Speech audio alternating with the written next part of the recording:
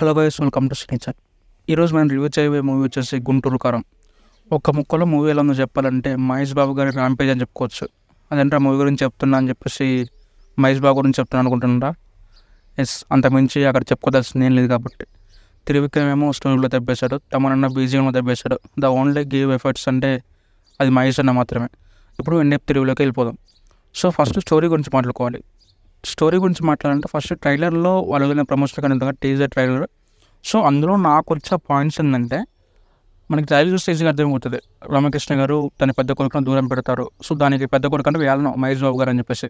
So ఈ trailer వచ్చిన తర్వాత నాకు మూవీ మీద పెద్ద ఎక్స్పెక్టేషన్స్ అయితే లేవు, బికాస్ ట్రైలర్ కట్ అలా ఉంది. కాబట్టి ఆ ట్రైలర్ కట్కి తగ్గట్టు నన్ను నేను ప్రిపేర్ చేసుకున్నాను. సో ఓకే, మెయిన్ పాయింట్ ఏంటంటే ఆ పెద్ద కొడుకుని ఎందుకు దూరం పెట్టారు అండ్ లాస్ట్లో కలిసారు లేదా, ఈ 2 పాయింట్స్తో నేను మూవీకి వెళ్ళాను. ఆ వదిలిపెట్టిన రీజన్ ఉంటుంది, దూరం పెట్టిన రీజన్ ఉంటుంది కదా, ఆ రీజన్ నేను కొంచెం ఎంత బలంగా ఉంటే అంత మూవీ స్ట్రాంగ్ ఉంటుంది అని చెప్పి నా ఒపీనియన్. బట్ సాడ్లీ అది సిల్లీగా అనిపించింది, to be frank. And at the same time story వెళ్తున్న స్క్రీన్ ప్రెజెన్స్ కానీ స్క్రీన్ ప్లే ఉంటుంది కదా, సో స్క్రీన్ ప్లే అదంతా నాకు పెద్దగా ఎక్కలేదు. ఫస్ట్ హాఫ్లో లవ్ ట్రాక్ చూపించాను, ఆ లవ్ ట్రాక్ పెద్ద అది ఒక జెన్యూనిటీ లేదు అందులో, అదొక సంథింగ్ ఒక ఇరిగిచ్చిన ఫీలింగ్ అయితే వచ్చింది. అండ్ ఇంకోటి మూవీ కనెక్ట్ విత్ ఎమోషనల్ అని చెప్పేసి అన్నారు. బట్ ఎమోషన్ అయితే నాకు పెద్దగా ఎక్కలేదు, బికాస్ వాళ్ళు there ain't establish connection between son and mother అనమాట.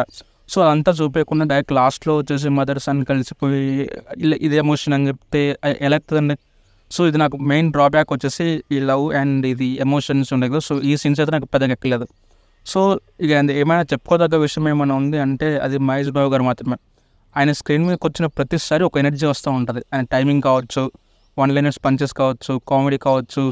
సో దాని స్క్రీన్ మీదకి వస్తే ఒక వన్ కైండ్ ఆఫ్ జోష్ వస్తుంది. అంటే ఫర్ ఎగ్జాంపుల్ మూవీ వెళ్తూ ఉంటుంది, ఆడియన్స్ అంతా సైలెంట్గా ఉంటారు. బట్ ఎప్పుడైతే మహేష్ బాబు గారు స్క్రీన్ మీదకి వస్తారో అప్పుడు ఆడియన్స్లో ఫుల్ జ్యూస్ వస్తుంది. ఆ విధంగా డిజైన్ చేసుకున్నారు స్క్రీన్ ప్రజెన్స్ అయితే. సో ఆఫ్ కోర్స్ మనకి మహేష్ బాబు గారు ఫ్యాన్స్కి అయితే ఒక fan stop and I pest అని చెప్పుకోవచ్చు, బికాస్ ఆఫ్ మహేష్ బాబు గారు. అండ్ వ్యాలను ఈ సినిమా తర్వాత మహేష్ బాబు గారు నెక్స్ట్ 2-3 years వరకు సినిమాలు చేయరు కాబట్టి అలా ఫ్యాన్ స్టాప్ పెట్టారనుకోవచ్చు. బట్ స్టిల్ ఆ స్టోరీలో నాకు ఇంకా కంప్లీట్స్ ఉన్నాయి. ఇది మహేష్ బాబు గారి రేంజ్కి అయితే ఈ స్క్రిప్ట్కి సరిపోదు అసలు. అమ్మ ఒక మెయింటెనెన్స్ హీరో చేసే స్క్రిప్ట్ని మహేష్ బాబు దగ్గరికి వెళ్ళి ఆయన స్టైల్లో ప్రజెంట్ చేస్తారు.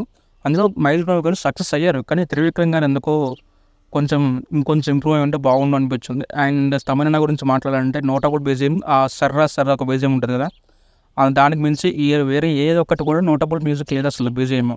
అండ్ సాంగ్స్ అసలు ఎందుకు వస్తాయో కూడా అసలు అర్థం కాదు, to be Frank.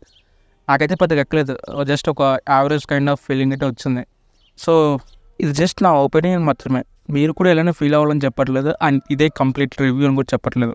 This just my opinion. So ఇది మీకు నచ్చినట్లు లైక్ చేయండి, అండ్ ఒకవేళ మీరు మూవీ చేస్తే మీకు ఎలా అనిపించింది కింద కామెంట్ చేసి చెప్పండి.